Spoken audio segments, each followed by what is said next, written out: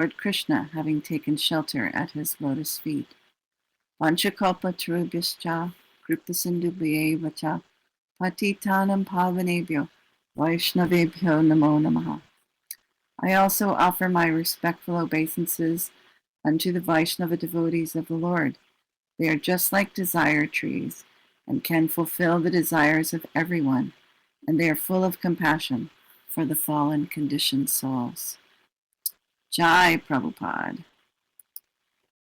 All right, so we are on page 272 of the PDF, or 235 of the book, and we stopped at the section entitled Tears last week, so we'll start there.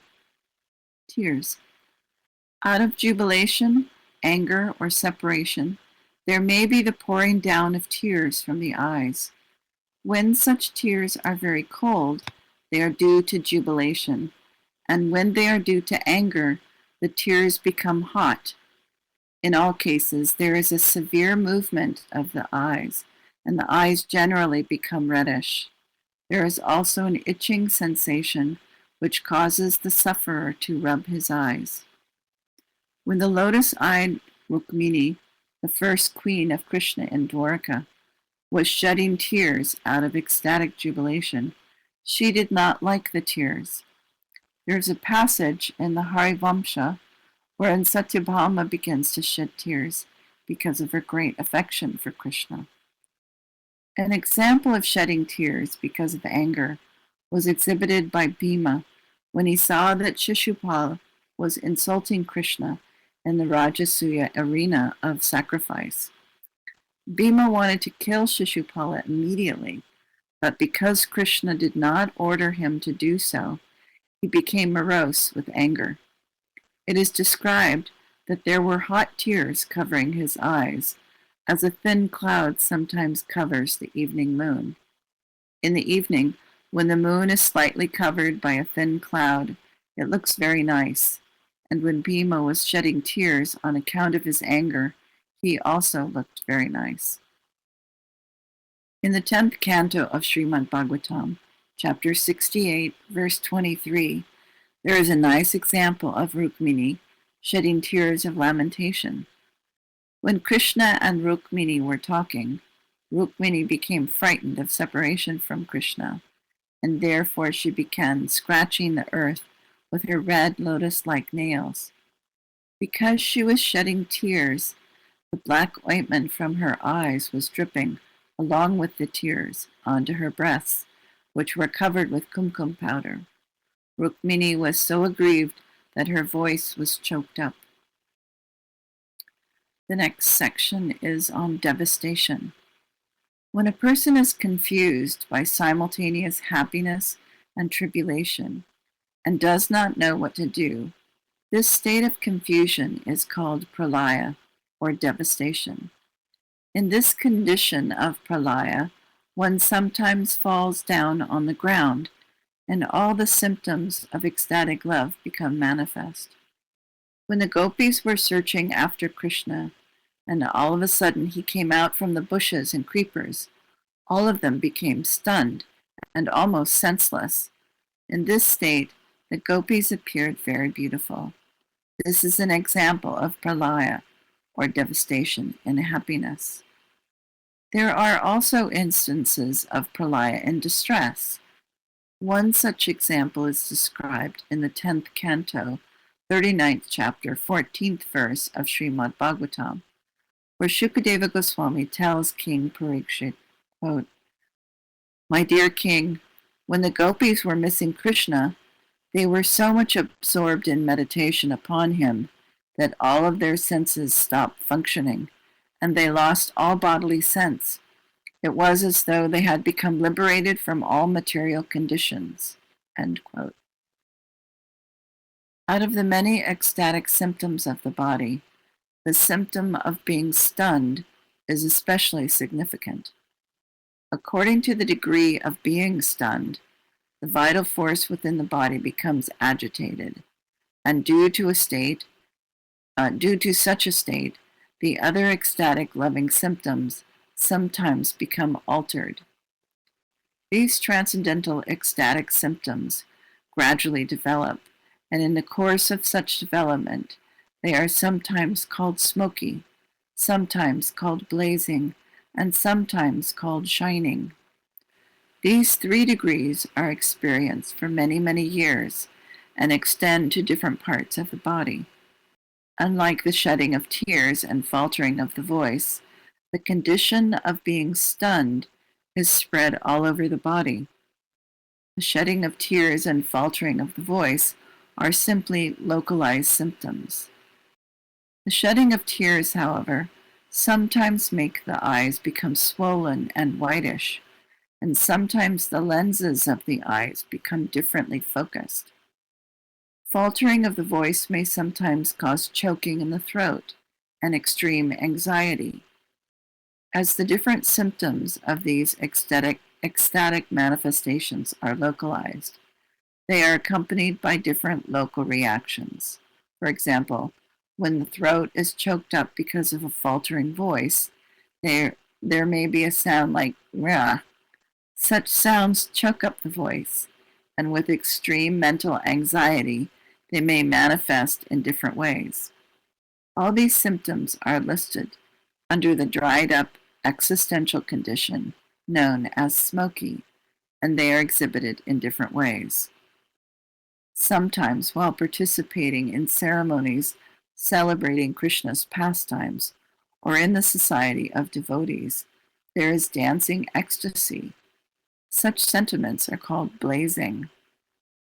None of the above symptoms can be manifested without the basic principle of strong attachment for Krishna. In the smoky condition of such ecstatic expressions, the symptoms could otherwise be hidden.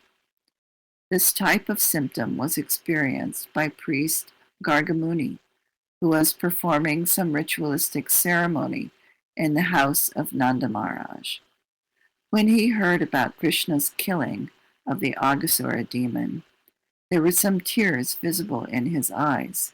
His throat was trembling, and perspiration covered his whole body. In this way, priest Gargamuni's beautiful face assumed a nice condition. When several such ecstatic symptoms are visible, the condition is called blazing.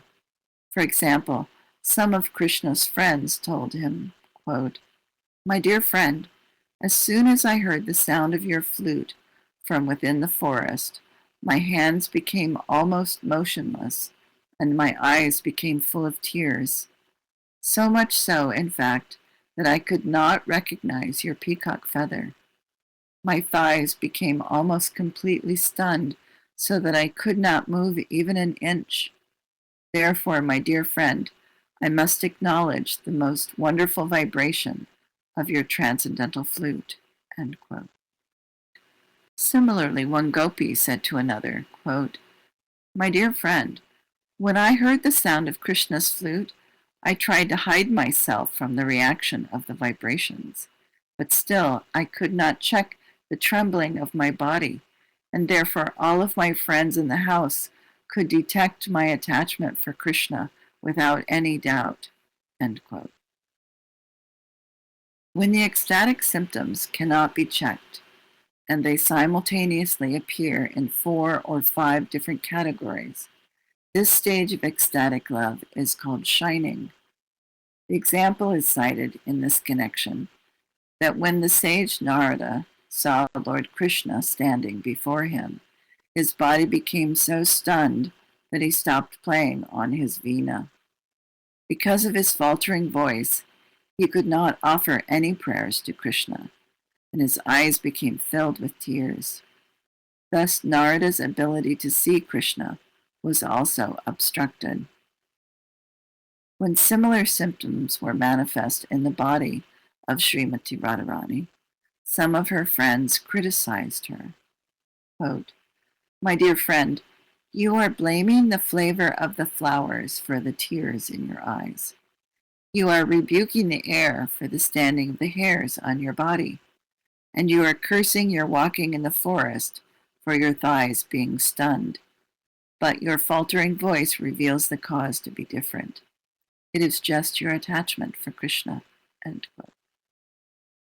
Srila Rupa Goswami remarks that when various symptoms become manifest very prominently, the devotee's condition can be called brightest. For example, a friend of Krishna addressed him as follows, quote, "My dear Pitambara, because of separation from you, all the residents of Goloka Vrindavan are perspiring. They are lamenting with different words, and their eyes have become moistened with tears. Actually, all of them are in great confusion." End quote. There is a supreme symptom of ecstatic love, which is called Mahabhava. This Mahabhava expression was possible only in Radharani, but later on, when Sri Krishna Chaitanya appeared to feel the mode of love of Radharani, he also expressed all the symptoms of Mahabhava. Sri Rupa Goswami says in this connection that when the symptoms of ecstatic love become the most bright, that stage is accepted as Mahabhava. Srila Rupa Goswami further analyzes the ecstatic loving expression into 4 divisions, which are called sattvabhas. Sometimes impersonalists who are not actually in devotional service may also exhibit such symptoms of ecstatic love, but this is not accepted as actual ecstasy. It is a reflection only. For example, sometimes in Varanasi, a holy city for impersonal scholars, there may be seen a sannyasi crying from hearing the glories of the Lord. Impersonalists also sometimes chant the Hare Krishna mantra and dance, but their aim is not to serve the Lord. It is to become one with the Lord and merge into his existence. Rupa Goswami therefore says that even if the reactions to chanting are manifested in the impersonalist body, they should not be considered to be symptoms of actual attachment, but reflections only, just like the sun reflected in a dark room through some polished glass. The chanting of Hare Krishna, however, is so nice and transcendental that it will eventually melt even the hearts of persons who are impersonalists. Rupa Goswami says that the impersonalist symptoms are simply reflections of ecstatic love, not the real thing. Sometimes it is found that when staunch logicians, without any trace of devotional service, and without actually understanding the transcendental glories of the Lord, sit down to hear the glories of the Lord, they appear to be melting and shedding tears. In this connection, there is a statement by a devotee who is addressing the Lord thusly, quote, "My dear Mukunda, I cannot properly express the glories of your pastimes. Even when the non-devotees hear of your glorious pastimes, they become affected and shed tears and start to tremble." End quote. Such non-devotees are not actually melted. They are hard-hearted. But the influence of the glories of the Lord is so great that even the non-devotees sometimes shed tears. Sometimes it is found that a non-devotee who has practically no taste for Krishna and who follows no rules or regulations can, by practice, make a show of devotional symptoms, even crying in an assembly of devotees. This shedding of tears is not actually an ecstatic loving expression, however. It is done simply by practice. Although there is no need to describe these reflections of ecstatic love, Rupa Goswami gives some instances where there is no actual devotional service and such expressions are manifested. Next chapter is chapter 29, Expressions of Love for Krishna. There are some bodily symptoms which express overwhelming ecstatic love. They are counted at 31 as follows: disappointment, lamentation, humility, guilt, fatigue, intoxication, pride, doubt, apprehension, intense emotion, madness, forgetfulness, disease, confusion, death, laziness, inertness, bashfulness, concealment, remembering, argumentativeness, anxiety, thoughtfulness, endurance, happiness, eagerness, haughtiness, envy, impudence, dizziness, and alertness. The first one is disappointment. When one is forced to act in a way which is forbidden, or to refrain from acting in a way which is proper, he becomes regretful and thinks himself dishonored. At that time, there is a sense of disappointment. In this kind of disappointment, one becomes full of anxiety, sheds tears, changes bodily color, feels humility, and breathes heavily. When Krishna, in punishing the Kaliya serpent, appeared to have drowned himself in the poisonous water of the Yamuna, Nanda Maharaj addressed Yashoda Devi thusly, quote, "My dear wife, Krishna has gone deep into the water, and so there is no longer any need to maintain our bodies, which are so full of sinful activities. Let us also enter into the poisonous water of the Yamuna and compensate for the sinful activities of our lives." End quote. This is an instance of severe shock where the devotee becomes greatly disappointed. When Krishna left Vrindavan, Subal, his intimate friend, decided to leave also. While leaving, Subal was contemplating that without Krishna, there was no longer any pleasure to be found in Vrindavan. The analogy is given that, as the bees go away from a flower that has no honey, so Subal left Vrindavan when he found there was no longer any relishable transcendental pleasure there. In Danakeli Kamudi, Srimati Radharani addresses one of her friends in this manner. My dear friend, if I cannot hear of the glorious activities of Krishna, it is better for me to become deaf. Because I am now unable to see him, it would be good for me to be a blind woman. End quote. This is another instance of disappointment due to separation from Krishna. There is a statement in the Harivamsha where Satyabhama, one of the queens of Krishna in Dwarka, tells her husband, quote, "My dear Krishna, since I heard Narada glorifying Rukmini before you, I can understand that there is no need of any talking about myself." End quote. This is an instance of disappointment caused by envy. Rukmini and Satyabhama were co-wives, and because Krishna was husband of both, there naturally was some feminine envy between them. So when Satyabhama heard the glories of Rukmini, she was envious of her, and thus became disappointed. In the 10th canto, 51st chapter, 29th verse of Srimad Bhagavatam, there is a statement, quote, "My dear Krishna, I cannot say it is only other people who are implicated in material existence, because I too am much tangled with the bodily concept of life. I am always too anxious about my family, home, wife, wealth, land, and kingdom. And because I have been so maddened by this material atmosphere, I am thinking now that my life has been simply spoiled." End quote. This statement is an instance of disappointment caused by lamentation.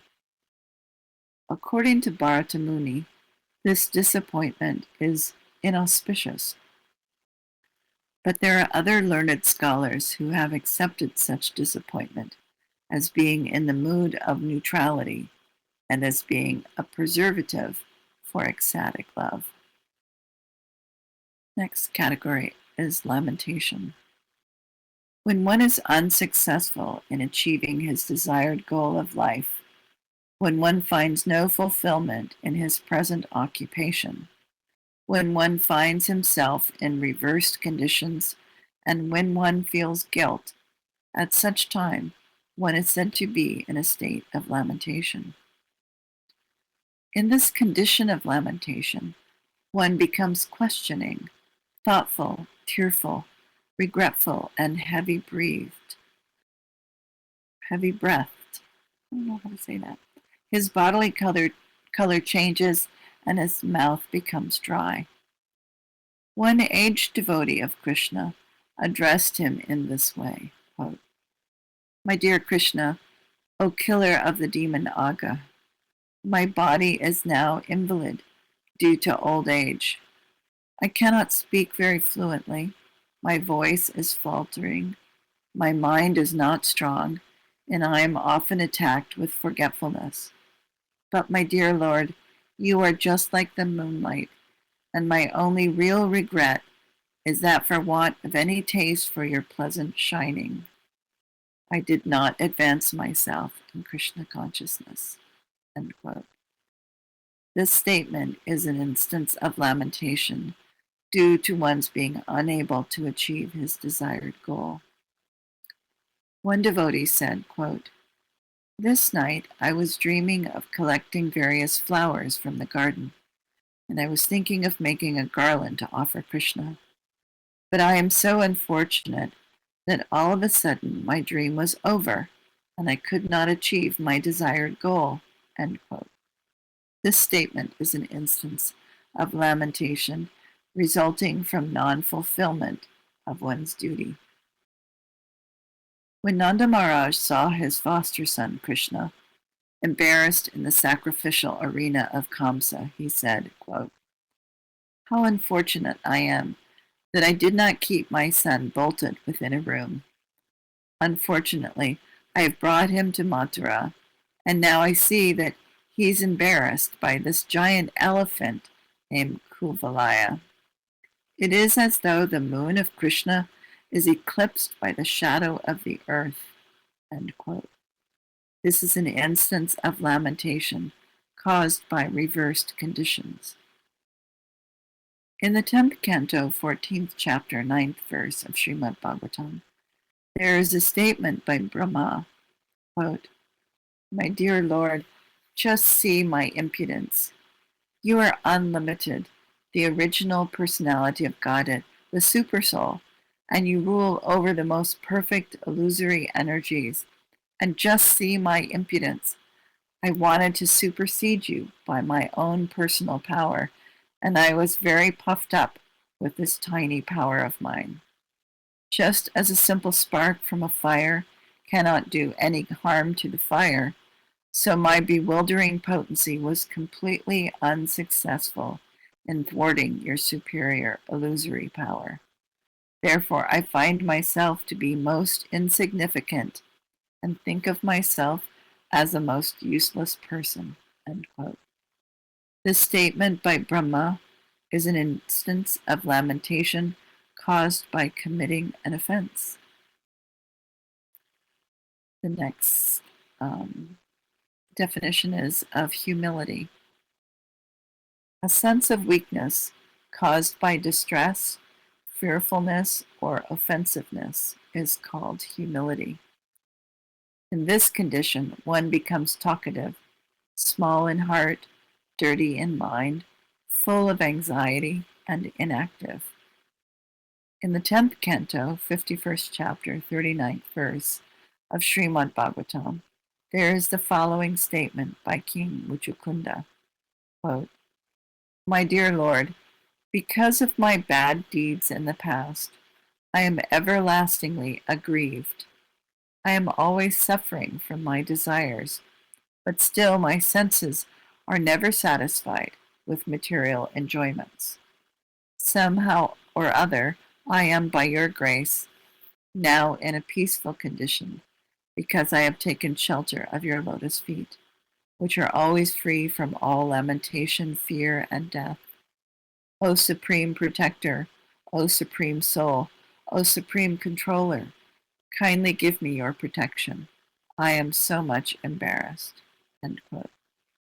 The statement by Muchakunda is an instance of humility resulting from a severely miserable condition of material existence.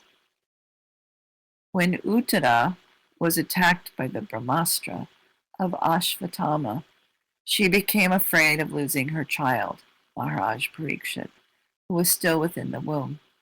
She immediately surrendered to Krishna and said, quote, "My dear Lord, kindly save my child. I do not mind if I myself must be killed by the Brahmastra of Ashvatthama." End quote. This is an instance of humility caused by fear.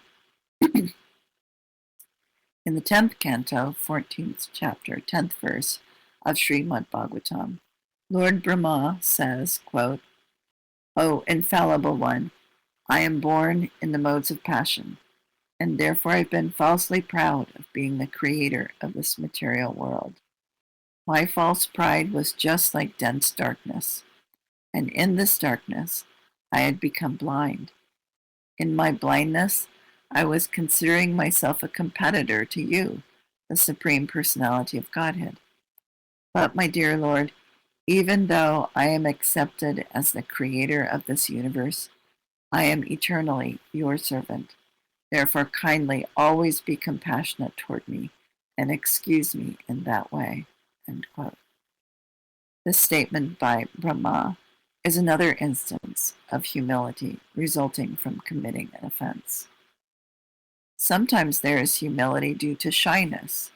For example, when Krishna stole all of the garments from the gopis while they were bathing in the river, all of them begged Krishna not to commit this injustice upon them. The gopis addressed him thus, quote, "My dear Krishna, we know that you are the son of Nanda Maharaj, and that you are the most beloved of all Vrindavan, and you are very much loved by us also. But why are you giving us this trouble? Kindly return our garments. Just see how we are trembling from the severe cold." End quote. This humility was due to their shyness from being naked before Krishna. And we'll stop there. Reese has a comment. Garment thief, naughty. Yes, very naughty. All right, well, those are lots of things to meditate on there. That was quite a passage. All of that. Any questions, comments? Bhakti says, thank you. Well, thank you. Thank you for letting me read on Fridays. This is, as I've said before, my favorite book. All right. Well, have a great week. We'll see you all on Tuesday for Bhagavad Gita at 7. Oh, Sunday we have Bhagavad Arkamarichi Mala at 10 in the morning, if you'd like to come. All right, take care. All glories to Srila Prabhupada. Hare Krishna.